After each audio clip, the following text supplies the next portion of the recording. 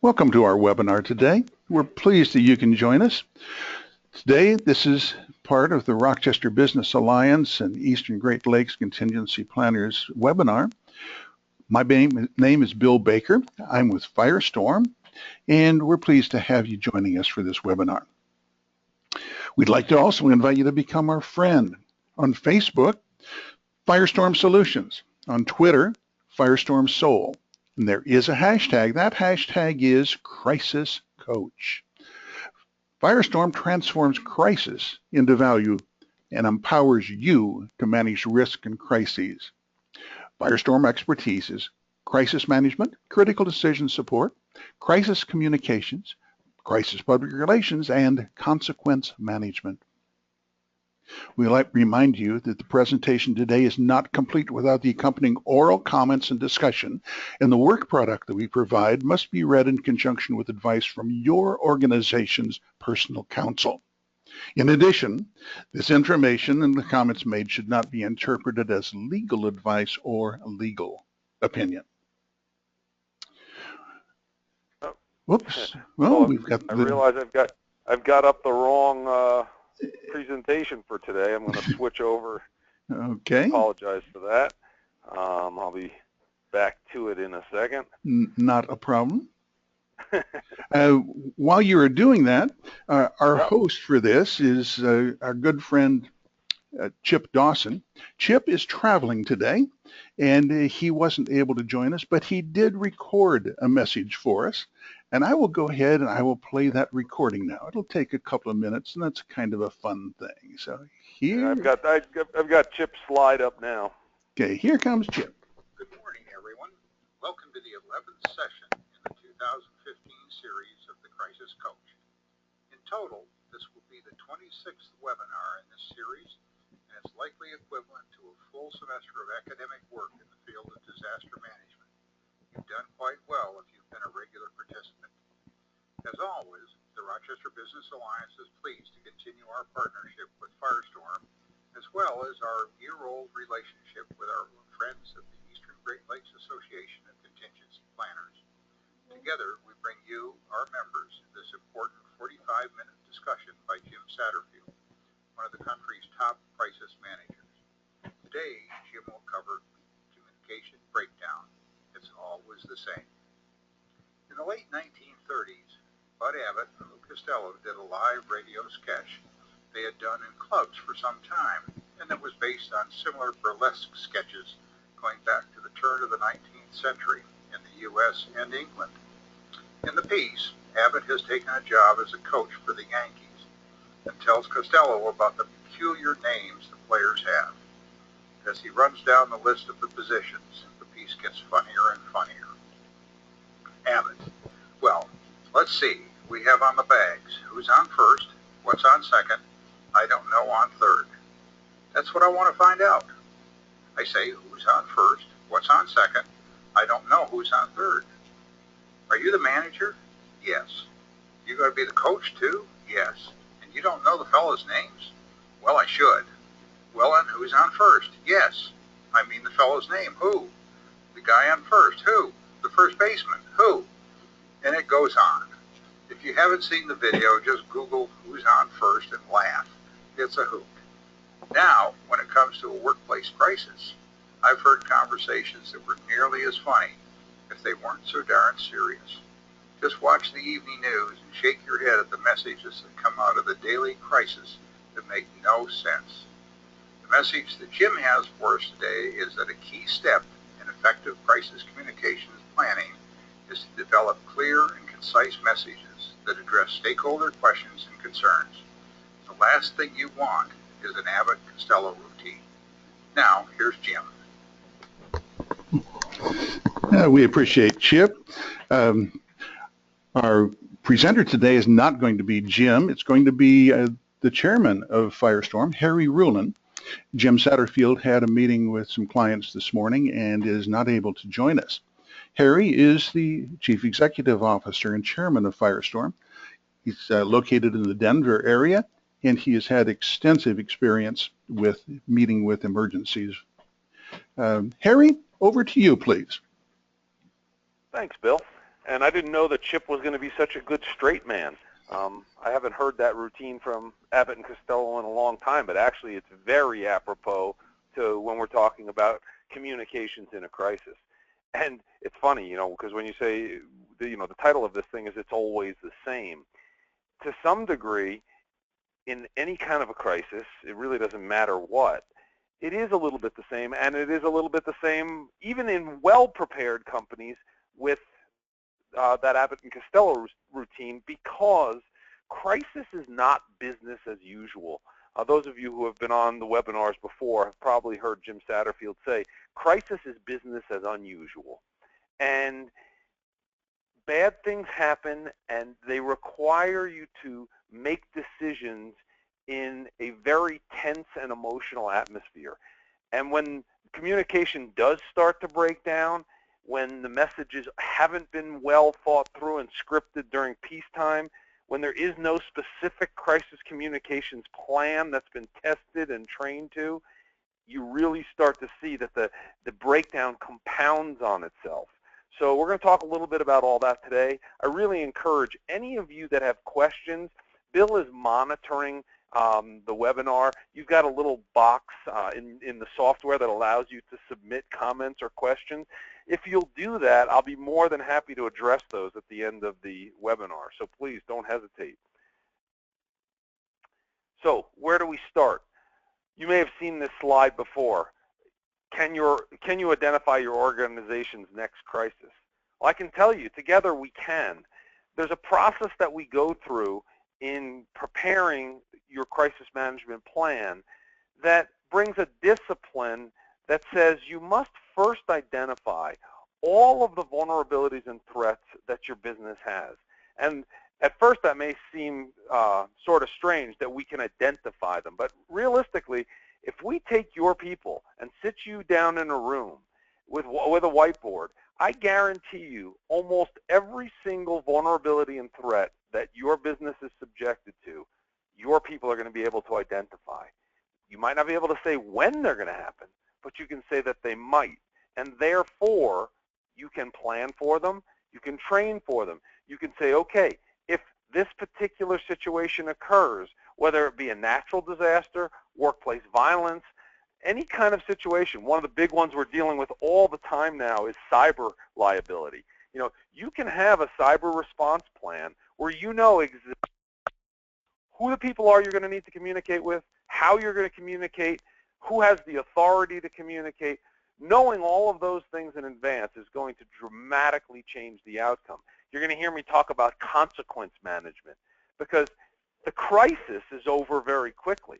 In the case with cyber liability, the time in which it takes a corporation to discover that they've been hacked is on average about 264 days. So the actual crisis, the loss of your materials, the loss of your private information has been going on for 2/3 of a year before the company even realizes it. So it's not really anymore a question of crisis, it's a question of how do we manage the consequences of what occurred. So we'll talk more about that as we go on. Also, you'll hear me at the end talk about a webinar live exercise that we're going to be doing that I encourage all of you to get your teams involved in. It is going to be a cyber exercise this coming time, but we're going to do more of them live that you'll be able to participate in. Even if you don't have a cyber response plan or a cyber response team, I encourage you to get your crisis management team in place and go through that exercise with us, because there will be things that you will definitely learn from that. So, in crisis communications, the expression loose lips sink ships. They sink a lot more than ships in crisis situations, because people do and say things that you always wish they hadn't. So think about you're watching the evening news and you see somebody in a crisis situation say something where you say to yourself, man, they're going to regret having said that. The way we prevent that from happening is someone in your organization, someone on your crisis team needs to be assigned as the person who pulls on the reins, the person who says, okay, look, just stop and let's understand why we're about to do whatever it is we're going to do. Why are we going to say that particular thing? Why do we need to communicate with that constituent now? Have we thought through all the ramifications of what it is we're going to say and who we're going to say it to? And I will tell you, if you have that discipline, a lot of the time, you're going to say, you know what, now is not the time. We don't have complete information. We don't know exactly what happened or where we're going. Now is not the time to communicate. Now, in other situations, you're going to say, you know what, we must communicate. We must, at the very least, tell our employees that, for example, in a workplace violence situation, you are safe, the situation is contained. We'll provide you with more information, on the hour or whatever it might be. You're going to give them the information that you can, and again, we're going to talk a little bit more further on about not giving information that you're not 100% sure is factual. So anytime you start a sentence with, I think or I believe, just stop yourself in a crisis situation. When you start a sentence that way, you're giving an interpretation of what you think is going to occur. And that can be really dangerous in a crisis communication situation. Any of you who've been on a firestorm call before have seen this slide or a slide similar to it. This is our methodology: predict, plan, perform. One of the things that is very interesting in a crisis situation, you guys are all so good at your day jobs that when you see a problem, you want to jump right to perform. You're going to fix it. And I really encourage all of you to, again, put in place that crisis team with a person who's going to have the discipline and the authority to say, stop. We are not just going to jump to perform. We are going to go through the process. We're going to look at all the vulnerabilities and threats. We're going to develop a cohesive strategy for dealing with it, and then we will perform. Now, mind you, this process can take place over the course of 2 minutes. I'm not saying to you that in a crisis situation you have to drag this out, but you can't allow snap decisions to be made by people who don't have the authority. And I'll tell you where I see this the most. I see it from people in the C-suite, so your CFO, your CEO, someone who's not been involved as a member of your crisis team. You've not been able to engage them as part of your test exercises, but then when something occurs, they jump into the fray and they want to make decisions. We have to impress upon them during peacetime, now when nothing is going on, that they have to be an active member of the team in order to ensure that when things do go badly, everyone knows how decisions get made, when they get made, and that they, even though they are the senior level people within our organization, they have to allow the process to proceed through the practiced methodology. I cannot emphasize that enough. We have to engage from the board level down. Even if we do an exercise, when we're doing your test exercise, a lot of times what we'll encourage an organization to do is do an operational level exercise, involve your crisis team, but then let's pull the C-level in at the appropriate time. So they may only be involved in the exercise for a half an hour out of the whole day, but at least they get to experience it and understand what the chain of command looks like. They understand what the chain of command, how it starts to break down in a crisis. They understand who's authorized to speak, because very often your best communicator is not going to be your C-level people. And a lot of times you don't want to use them because they're your last resort. So they're the ones who have the authority to override decisions that are being made at the crisis team level. So you may need that. You may need them to step in at some point and make a decision or to override something. And once you've gone to that level, there's nowhere else to go. So very much I want to talk more about that as we go on this morning. In developing your crisis communications, again, following that predict, plan, perform methodology, in the predictive phase, who's our audience? What are their concerns? Because keep in mind, the concerns could be very different. The concerns of your shareholders are going to be very different than your employees, which is very different than your regulators. And the way that you speak to any one category can be dramatically different. I mean, there'll always be some consistency to the message because it's coming from the same fact pattern. But what you communicate and how you communicate it will be very different. So you have to tailor the messages and the messenger to the appropriate party. The media by which you decide to communicate can also be very different. You know, a regulator may require a written communication. From a compliance standpoint, you may have written communication. Whereas if you're dealing with the family of a seriously injured employee, you may actually be doing that communication face-to-face. So you've got to think all that through in advance again and format the message specifically to the stakeholder. One of the things you've heard us say before is focus on 3 key messages. Can't emphasize enough, you know, when you get in a crisis, you want to try and explain. You want to give people a tremendous amount of detail. They can't absorb it. You need to format the messages now when you're calm and everybody's in peacetime so that when it comes time to deliver them, you can do it concisely and without all the emotion that otherwise is going to creep into the communications. I say 3 messages, you can do 1, you can do 2, no more than 3. Because again, it's very difficult for people to absorb that information in a crisis situation. You know, crisis communications are very difficult. It's hard to get information across because again, in a crisis, everyone's absorbing information in a different way through their filter. And events tend to escalate. So situations show themselves often as a very small problem. You know, so for example, you guys have seen what's going on with Volkswagen, this tremendous, huge systemic fraud that they've had throughout their organization.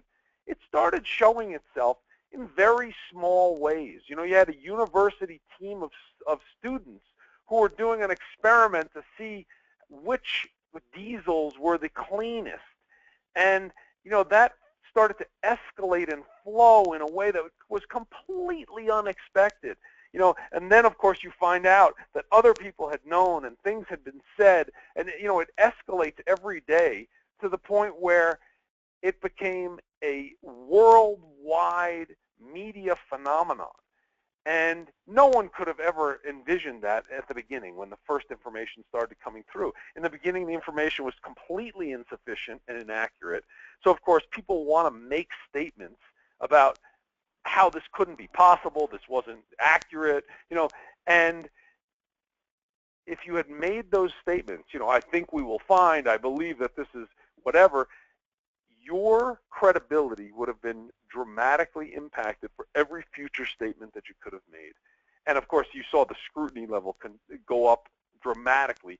And once the regulators and all the attorney generals and those kind of folks got involved, there was a complete loss of command and control. You know, people were doing and saying things from within the organization.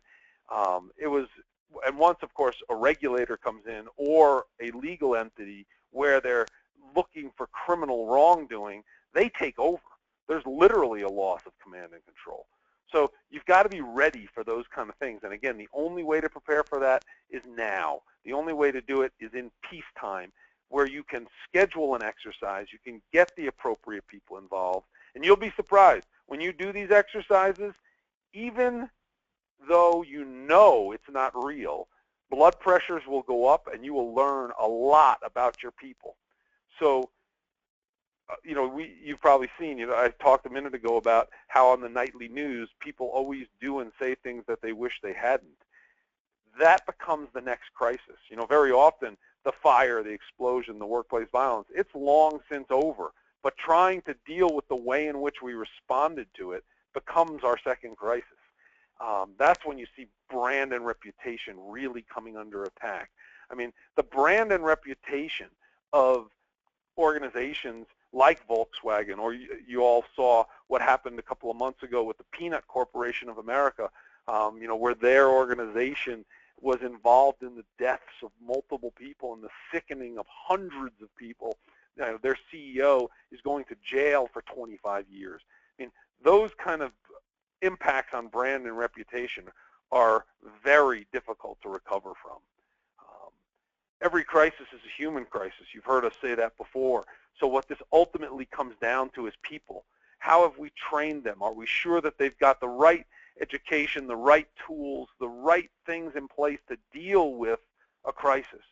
So I think that it's important that we talk about these things and we develop plans now, because Firestorm has an expression that we use that everything has to be done before now, because now is when the crisis is occurring. We better have prepared before now.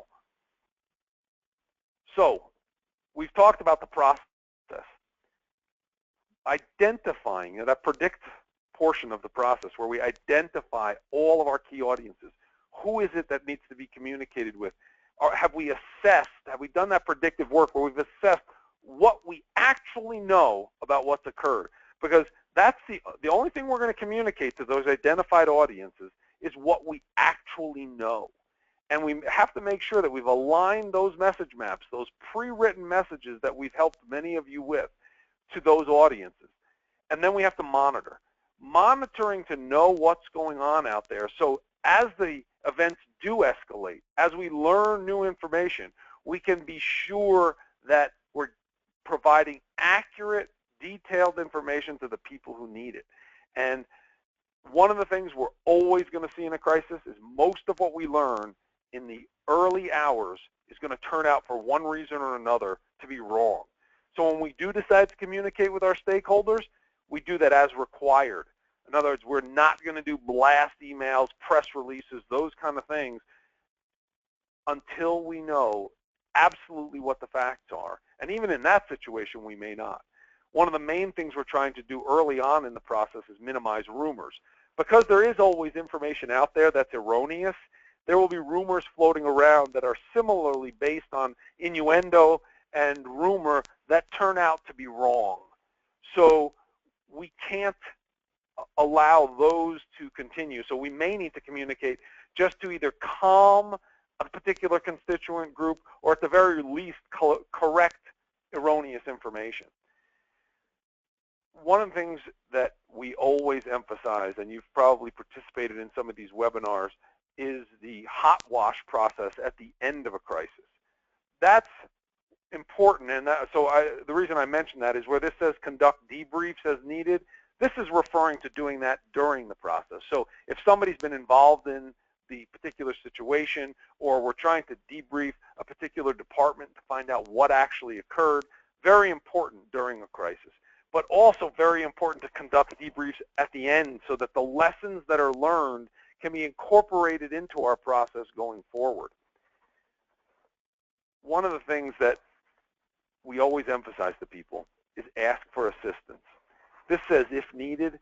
Rarely in a crisis do we find a situation where an organization doesn't need assistance.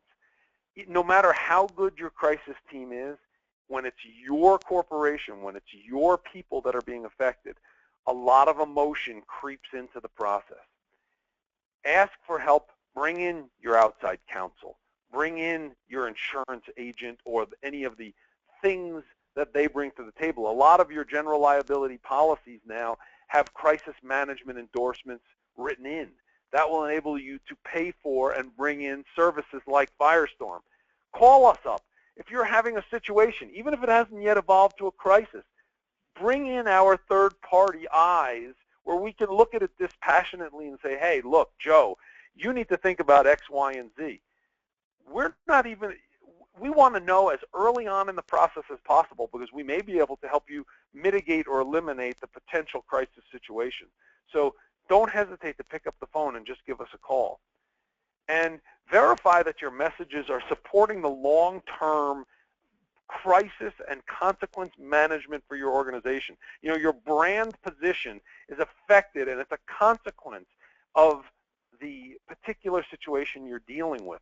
So in a lot of cases, crisis gets transformed into value in the long term because if you deal with the crisis well, you're seen by your shareholders, your employees, your regulators, the unions, all these people as being capable and competent, and it actually winds up that it's a positive outcome from a very negative situation. how do we know when we're going to communicate? How do we know who's going to communicate? What's going to be said? Part of your plan process has to be an event activation matrix. So there has to be something in your emergency response plan, your crisis communications plan, your business continuity plans, your supply chain management plans, your cyber liability plans. All of these things have to have an event activation matrix in them that says, okay, we've had a person who slipped and fell in the parking lot. That's a low-impact event. We may need to call 911. There may be some media there, but we know exactly how we're going to deal with that. That's a minor impact event. However, we've had a serious business crisis, complex issue, enterprise-wide impact.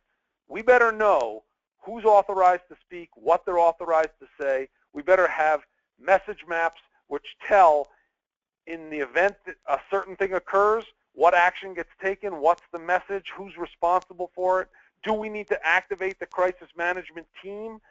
All of those things need to be laid out in advance because, again, if we don't do it now, when the time comes, we will miss steps, we will communicate incorrectly, we will make mistakes which we wish we hadn't. Now is the time. You've probably seen, actually, this slide before, not just for communications, but actually the predict, plan, perform methodology shown in a circle. Communications is the same way. If you think about the information gathering piece and the drafting and the editing as part of the predict and plan portions, where you then implement and go for approval with whomever the appropriate approval body is, whether it be your board, your C-suite, whomever, you then first distribute that information. You make a communication to whichever party it is, whatever stakeholder group needs to be communicated with. You manage their inquiries. You do external monitoring, so you see what's going on in the traditional media, news and television. You are monitoring social media and other electronic forms, and you then put that back into the information gathering phase and start over again, because obviously if there are rumors, if there are incorrect information, you're going to have to go through that process over again. So that whole thing feeds into itself, and it's continuous throughout the crisis management process. So I can't emphasize enough how much the information gathering piece, the external monitoring and the managing of inquiries is so important, because it's the only way you're going to know what's going on out there. Not only during crisis. In today's technology world, I mean, Bill Baker and I were just talking before this call about that very issue. Technology is changing at an exponential rate. It's making it so that the way people communicate and what they communicate about changes on a daily basis.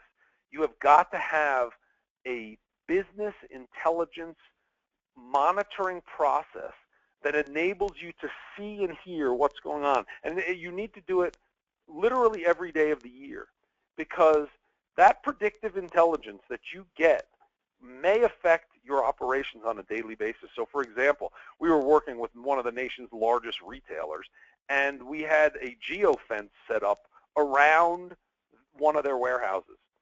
We found an employee who was tweeting 50 to 80 tweets a day during his shift and talking about very violent things towards his manager and towards the corporation.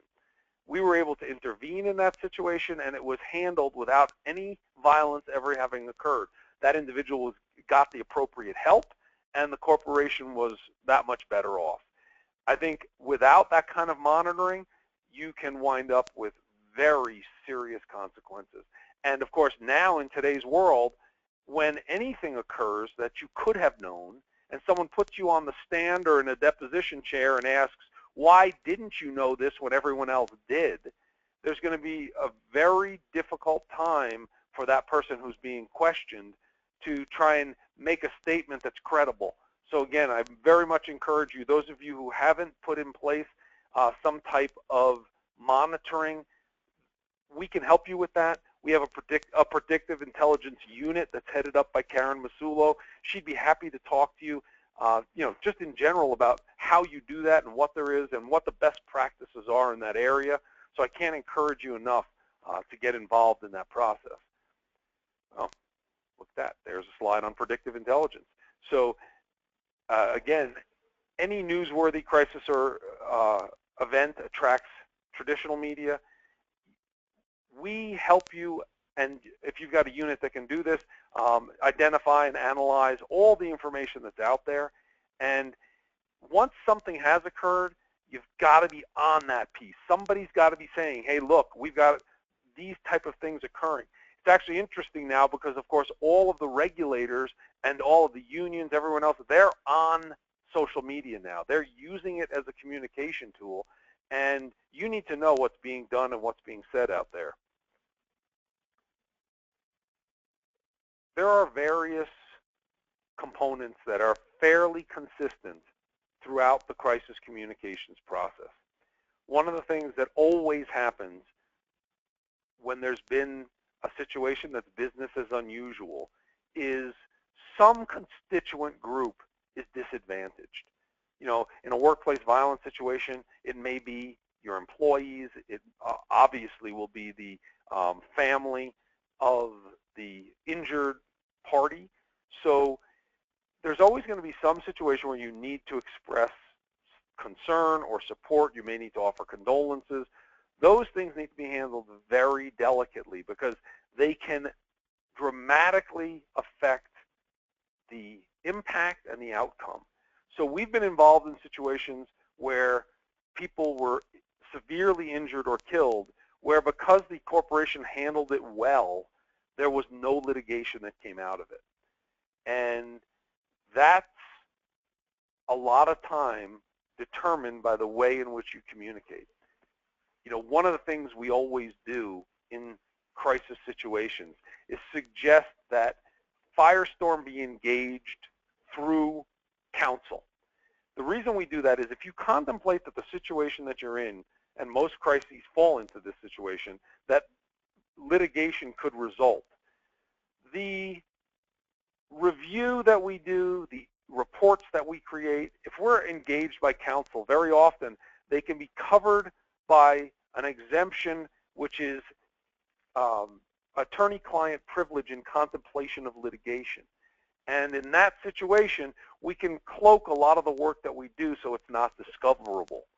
I think it's a tool that should be used and should be considered in almost every crisis situation.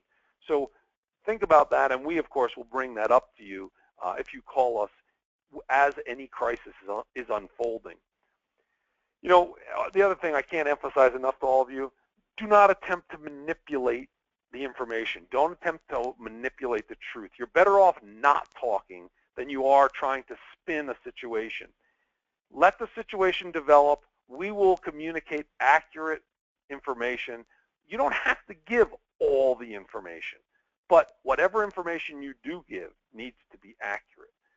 So when we were at Virginia Tech, helping them handle the crisis that occurred there, the mass shooting, we came up with a few key themes or messages that hold true in almost every crisis that we've seen since. The one thing we have to be able to tell people is we're not going to be defined by this event. This is not who we are. This is not what our organization does. We are going to invent the future. Moving forward, we're going to use the information from this situation to better our process and procedure. We are going to be a better organization moving forward. And we're going to embrace the families. Now, the families in this situation could be actual families. They could be our shareholders, our employees, whomever that group is. But we're going to embrace the affected group, and we're going to make sure that they are taken care of appropriately, that that's the kind of organization we are. I've already talked to you about the why communicate issue.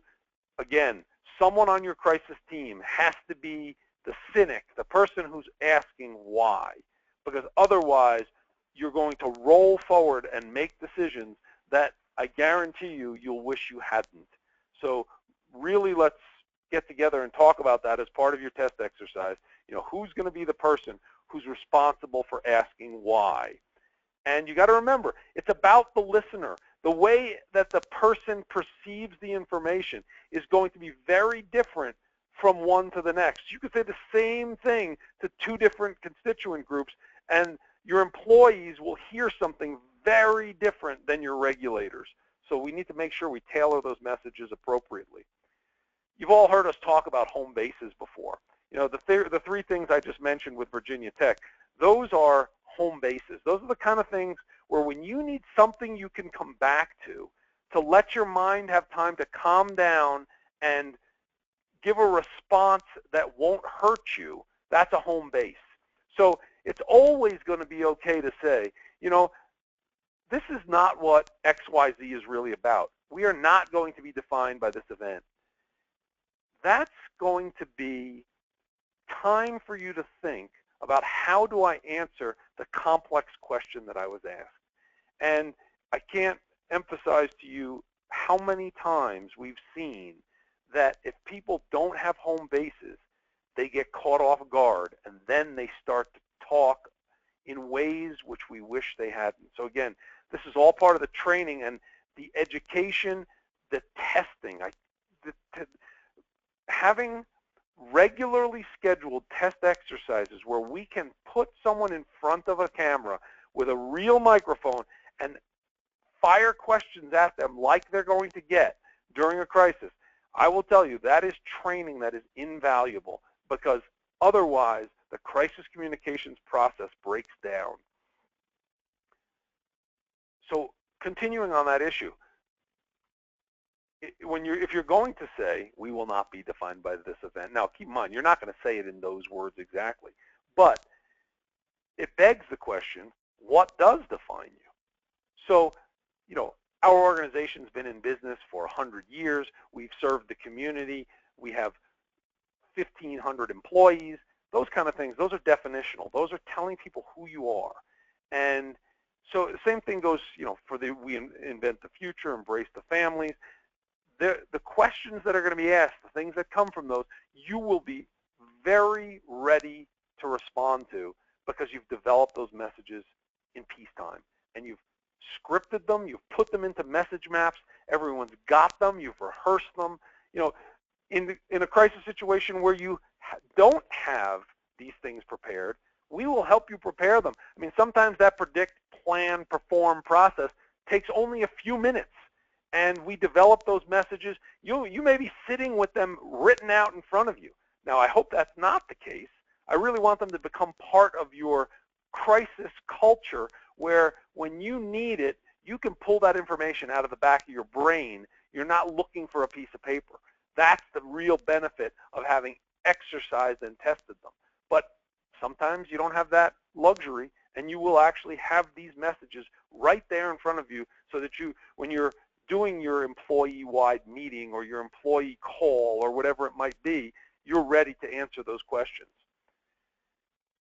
We've talked about message mapping. We've actually done separate webinars on message mapping, and it is a very powerful tool. I very much encourage all of you, if you don't have a message map form, if you don't know how this process gets done, we're happy to help you with that. We can give you that information. Don't hesitate to call us up, and I will walk you through, or one of us will walk you through the message mapping process. Because once you've got these in place, there's no question that you can be asked that you're not going to already have some answer to. Now, you may not get the exact question the way we thought of it in the session that we do with you to develop these message maps, but you'll have something that's close, and something that you can pull pieces from different questions, and it will flow very easily because you've practiced it, you've rehearsed it, you know how to give these answers. You know also how to avoid the answers that are questions that you don't want to answer. Sometimes that's as important as being able to answer the questions that you do want to answer. So again, there's a discipline to it that I very much encourage all of you to get involved in.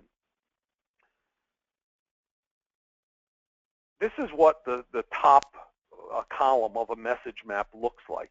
It actually, you lay out the question or concern, what the impact is, what the stakeholder group is, because again, the message you're going to give to one stakeholder group is going to be very different than it might be to another.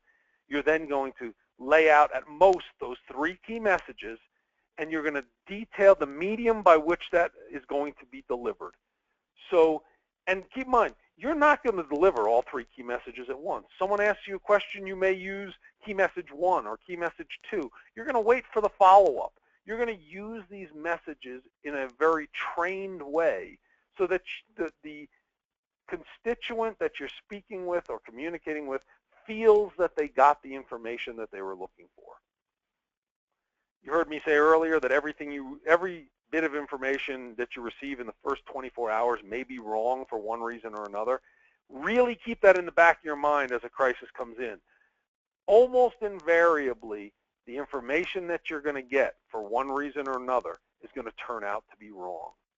And if you think of any of the cases like we were just talking about, the Peanut Corporation of America or Volkswagen, when they first got that first indication that someone died from tainted peanuts, or they first got information that the diesels at Volkswagen were showing to have erroneous information on the readouts when they tested them for pollution, someone made an assumption that there was something wrong with that information. They transmitted it to someone else, and that all turned out to be wrong fairly quickly.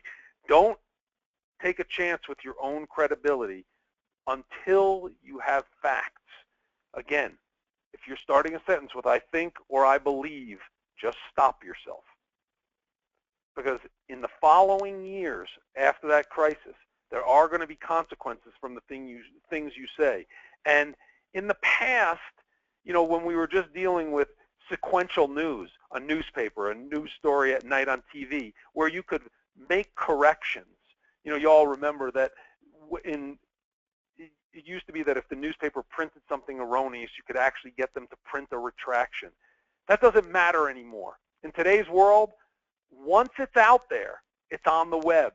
And people can either choose to, or sometimes the Google crawler is going to determine the order in which they get the information. So even if you put out a retraction or you put out a correction, that doesn't mean that the person ever sees it, and that doesn't mean that the first thing they see is not the erroneous information. So it is so important for the consequence management a day from now, a week, a month, a year, 10 years from now. We need the information that's out there to only be the accurate information. So let's make sure that we've got a discipline in place. Again, that person on your crisis team who's responsible for making sure you speak accurately. Remember, stop. That person is in control of the reins. Someone is asking why. And that person has a lot of power. And sometimes it's just, again, it's a member of your team. And that person has to be comfortable in the fact that they can say to the CEO, wait a minute, why are we doing this? And the CEO has to remember that that's part of the crisis communications process, that your crisis team has the authority to do that. So, next steps. You want to know what's going to happen. You want to know now by doing your predictive work. You want to know during a crisis because you've worked this all through. You know what's coming because you've done those test exercises. You can't afford not to know. That predictive intelligence piece, making sure you've got that set up where you have either in-house people assigned to the process who have purchased the appropriate tools, or you're working with an organization like Firestorm who's doing that on your behalf and knows, you know, we know how to use those tools. We have 2 very sophisticated tools that we can talk to you about that we use. So that predictive intelligence piece becomes more and more important every day as technology changes. I talked to you about the virtual exercises that we're going to be doing with, one, as you can see here, is on December 8th and one on December 14th. They are being sponsored by a group of very reputable and large organizations, so therefore it's going to be free for anyone who wants to participate. being involved, again, whether you have a cyber team or not, this virtual exercise will help every one of your crisis response teams, even if it's just your emergency response team, because it's going to make you think in a different way. Take advantage of this exercise. Get your team on one of these exercises. It will help you align your plans to best practices. You'll see the need for an intelligence network. So schedule the training, the planning, all of that now, because now is the time that you have the luxury of time to do those things. So with that, Bill, I'd like to say thanks to the Rochester Business Alliance for scheduling these webinars for us. It's a great opportunity for us to get information out. And I would open the floor to any questions if there are any. No questions, Harry. All right. Well, if there are no questions, then I think we're going to say thank you to everybody for joining today's webinar. And if you do have any questions, if anything comes up in talking to your crisis team and you want to reach out to me or reach out to Bill, and we'll be more than happy to handle those questions on a one-on-one basis.